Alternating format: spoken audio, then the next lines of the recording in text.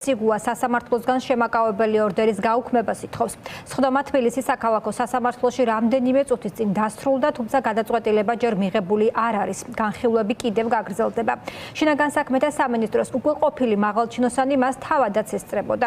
სხდომაზე იმყოფებოდა მისი ცოლიც, რომელიც შემაკავებელი ორდერის გაუქმებას ეწინააღმდეგება და ძალადობის გარდა მკვლელობის საფრთხეზეც ლაპარაკობს. მოსამართლემ დღეს საქმის დახურულ რეჟიმში განხილვის გადაწყვეტილება მიიღო. საზოგადოებას ვახსენებ, რომ რამდენიმე დღის წინ იოსებ სიგუა ელექტრონული სამაჯურის მოხსნასაც ითხოვდა, თუმცა სასამართლომ არ დაუკმაყოფილა და ის ამჟამადაც სამაჯურით გადაადგილდება. ფორმულას ჟურნალისტი დია ბაძაღუა დაესწრო სხდომას მის დახურვამდე. ის ჩვენს ეთერს უერთდება ახლა. დია, რა მოხდა სხდომაზე და ვისი მოთხოვნით დაიხურა, გვითხარი დეტალები.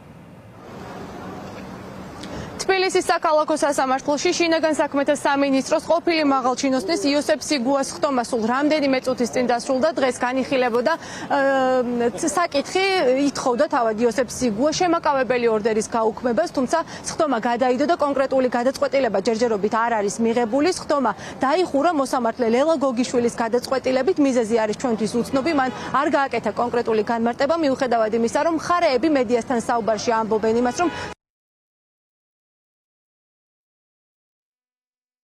ბატონო სოსო, გააკმაყოფილეს თუ არა თქვენი მოთხოვნა? და ეთანხმებით თუ არა გადაწყვეტილებას, ბატონო სოსო, მძიმე ბრალდებები გააჟღერა თქვენმა მეუღლემ. ბრალდებებთან დაკავშირებით თქვენი პოზიცია გითხარით, ბატონო სოსო. რატომ ითხოვდით დღეს გაუქმებას შემაკავებელი ორდერის? არ ეთანხმებით იმ გადაწყვეტილებას? აბსურდი უწოდეთ ამ ყველაფერს. რატომ იგაჩნიათ აბსურდად? და როდის აპირებთ მილის დარღვევას? ჩემი მოთხოვნა არის, რომ ამ ადამიანს კონდეს ეს შემაკავებელი ორდერი, კონდეს ეს სამაჯური. ვინაიდან რადგანაც არა გადაიდო, ვინაიდან რადგანაც თვითონვე ამ ადამიანისთვისაც კი უკეთესია.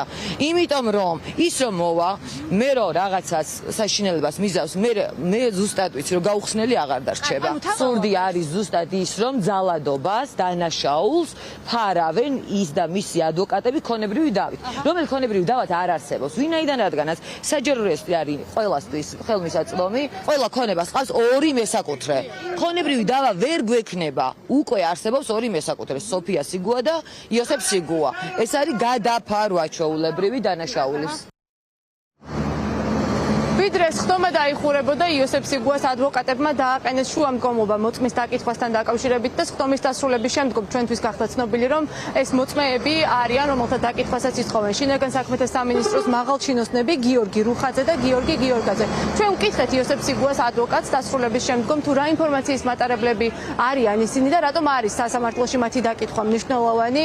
მათ გვითხრეს, რომ ეს მოწმეები დაადასტურებენ იმას, რომ სოფო სიგუა შატბერავა არათუ გრძნობდა და საფრთხეს სოფო სიგუას მხრიდან, არამედ ის თავად ითხოვდა შეხვედრის ორგანიზებას და ამის გამო უკავშირდებოდა სწორედ სოფო სიგუას მეგობრებს, რომელთა სახელების გითხარით და არიან ისინი შინაგან საქმეთა სამინისტროს მაღალჩინოსნები. რაც შეეხება თავად სოფო სიგუა შატბერავას პოზიციას, ის ამბობს, რომ არანაირ შემხებლობაში ეს პირები არ არიან საქმესთან, რადგან ისინი არ ყოფილან იმ ძალადობის მოწმეები, რომელსაც ახორციელებდა მისი მეუღლე მის მიმართ წლების განმავლობაში. დაკავშირებით ჩვენი პოზიცია, რა თქმა უნდა, არის ის, რომ არ უნდა დახურულიყო ეს პროცესი, რადგან დაზარალებულმა მხარემ თვითონ მოისურვა საჯაროობა. ჩვენ ვფიქრობთ, რომ ამით დაცული არის დაზარალებული მხარის ინტერესები. ჩვენი პოზიცია იყო, რომ ეს მოწმეები არ უნდა დაკითხულიყვნენ სასამართლო დარბაზში, ვინაიდან ისინი არ არიან შემსწრე არც ერთი ძალადობრივი ფაქტის, არ წარმოადგენენ ოჯახის წევრებს, ისინი არიან იოსებ სიგუას მეგობრები, მეცაც გეტყვით მაღალჩინოსანი პოლიციის თანამშრომლები და შესაბამისად მოქმედი მაღალჩინოსანი პოლიციის თანამშრომლები, მათ მიერ მიცემული ჩვენება არ იქნება ობიექტური, პირიქით სუბიექტური იქნება და არ მგონია, რომ სასამართლომ უნდა გაითვალისწინოს მათი ჩვენება. ჩვენი მხრიდან წარდგენილია ათეულობით ფურცელი დოკუმენტი, რომელიც ასახავს, რომ რაიმე სახის იძულებას, სიტყვურ შეურაცხყოფას ან სხვაგვარი ხასიათის ქმედებებს, რადგან მიუთითებს სხორპლის სტატუსის მატარებელი სოფიო სიგუა ადგილი არ აქვს. პირიქით წარდგენილია მტკიცებულებები რომლითაც დასტურდება, რომ მთელი ამ დროის განმავლობაში ის უკავშირდება იოსებ სიგუას, ითხოვს მასთან ერთად დროის ერთ-ერთზე გატარებას, პირად სივრცეს ითხოვს სხვადასხვა კერძო დაწესებულებებში ერთად გადაადგილებას. აღნიშნული მტკიცებულებები წარდგენილია